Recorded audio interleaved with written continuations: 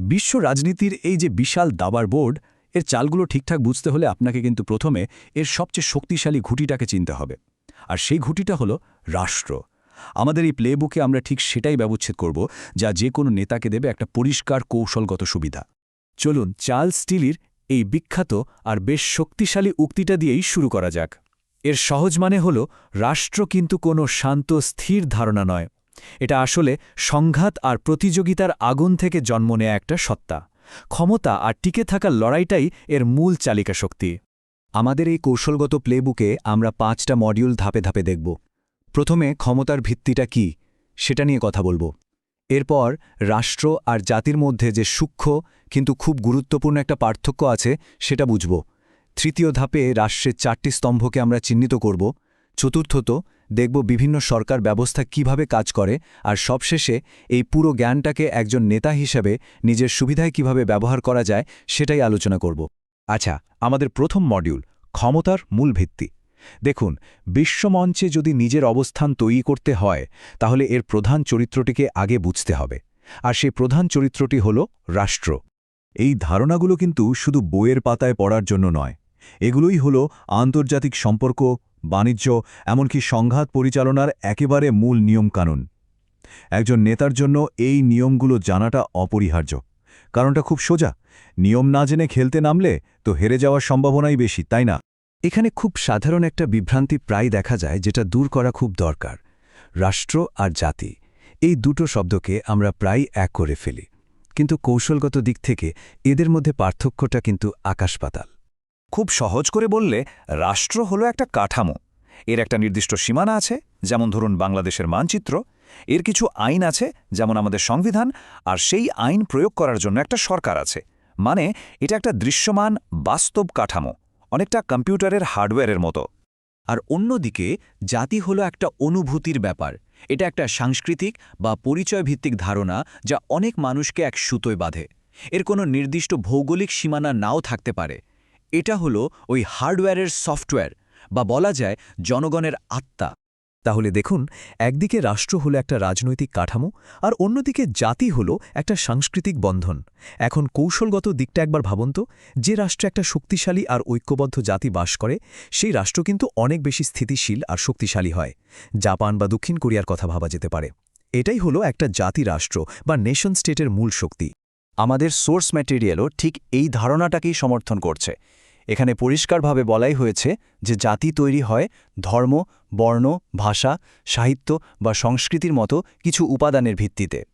এই উপাদানগুলোই একটা common identity বা অভিন্ন পরিচয় তৈরি করে, আর এই ঐক্যই একটা জাতিকে ভেতর থেকে শক্তিশালী করে তোলে, যা রাষ্ট্রের ভিত্তিকেও অনেক মজবুত করে। আচ্ছা, এবার আমরা রাষ্ট্রের মডেলটা তৈরি করব। একটা রাষ্ট্র ঠিক কোন কোন অপরিহার্য উপাদান দিয়ে তৈরি হয়, এগুলোকে বলা হয় রাষ্ট্রের 4টে স্তম্ভ। চলুন দেখে নিই। এই 4টে জিনিস ছাড়া কোনো রাষ্ট্র হতেই পারে না। জনসংখ্যা মানে হলো জনগণ, ভূখণ্ড হলো তাদের থাকার জায়গা, সরকার হলো সেই জায়গার পরিচালন ব্যবস্থা, আর সার্বভৌমত্ব হলো চূড়ান্ত ক্ষমতা, মানে নিজের সিদ্ধান্ত নিজে নেওয়ার স্বাধীনতা। এর একটা ছাড়াও অন্যগুলো অচল। ভাবুন তো, জনসংখ্যা আছে কিন্তু ভূখণ্ড নেই, তাহলে তারা তো শরণার্থী। এই 4টি স্তম্ভের মধ্যে সার্বভৌমত্ব কৌশলগতভাবে সবচেয়ে গুরুত্বপূর্ণ। এর মানে হল, রাষ্ট্র তার নিজের সিদ্ধান্ত নিজে নেবে, অন্য কেউ এসে তার উপর প্রভাব খাটাতে পারবে না। যে কোনো আন্তর্জাতিক আলোচনা বা চুক্তিতে একজন নেতার জন্য তার রাষ্ট্রের সার্বভৌমত্ব রক্ষা করাটাই কিন্তু প্রধান লক্ষ্য। এটাই হলো আসল রেড লাইন। বেশ, আমরা রাষ্ট্রের হার্ডওয়্যার অর্থাৎ এর 4টে স্তম্ভ সম্পর্কে তো জানলাম।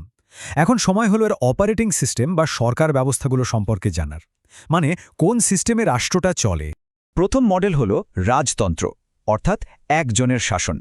এখানে ক্ষমতাটা বংশানুক্রমিকভাবে আসে, যেমন ধরুন সৌদি আরব বা প্রাচীনকালের রাজ্যগুলো। এই ব্যবস্থায় সিদ্ধান্ত খুব দ্রুত নেওয়া যায় বটে, কিন্তু ক্ষমতার অপব্যবহারের ঝুঁকিও থাকে সবচেয়ে বেশি। দ্বিতীয় মডেলটা হলো অভিজাততন্ত্র বা কয়েকজনের শাসন। এখানে ক্ষমতাটা সাধারণত অভিজাত বংশ বা ধনসম্পদের উপর ভিত্তি করে একটা ছোট গোষ্ঠীর হাতে থাকে, যেমন প্রাচীন স্পার্টায় ছিল।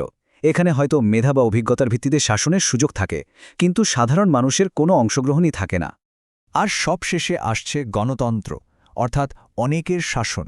আধুনিক বিশ্বে এটাই সবচেয়ে প্রভাবশালী আর প্রচলিত মডেল। এখানে ক্ষমতার উৎস হল জনগণ, কোনো রাজা বা অভিজাত গোষ্ঠী নয়।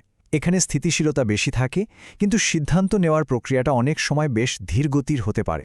এই টেবিলটা এক নজরে বিভিন্ন রাজনৈতিক ব্যবস্থা বুঝতে দারুণভাবে সাহায্য করে। একজন নেতার জন্য এটা জানা খুবই জরুরি যে তিনি কোন ধরনের সিস্টেমের সাথে কাজ করছেন, কারণ একটা রাজতন্ত্রের সাথে আলোচনার কৌশল আর একটা গণতন্ত্রের সাথে আলোচনার কৌশল কখনোই এক হবে না।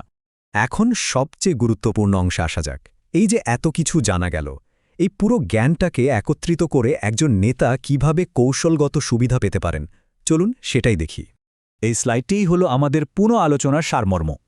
এই জ্ঞানটা ব্যবহার করে প্রতিপক্ষের পরবর্তী পদক্ষেপ কী হতে পারে তা অনুমান করা যায়, কোনো দেশের অভ্যন্তরীণ স্থিতিশীলতা কতটা তা মূল্যায়ন করা যায়, আলোচনা টেবিলে সঠিক কৌশল ঠিক করা যায়, আর সম্ভাব্য ঝুঁকিগুলো আগে থেকেই চিহ্নিত করা যায়। এটাই হলো জ্ঞানকে কার্যকরী শক্তিতে রূপান্তরিত করার উপায়। সবশেষে একটা প্রশ্ন রেখে যাই। এই যে ডিজিটাল যুগ, যেখানে ফেসবুক বা গুগলের মতো কর্পোরেশনের প্রভাব দেশের সীমানা ছাড়িয়ে যাচ্ছে, যেখানে পরিচয় আর ভূখণ্ড ডিজিটাল জগতের নতুন রূপ নিচ্ছে, এই সময়ে এসে রাষ্ট্রের সনাতন ধারণার ভবিষ্যৎ কী, এটা নিয়ে ভাবার অবকাশ কিন্তু রয়েই গেল।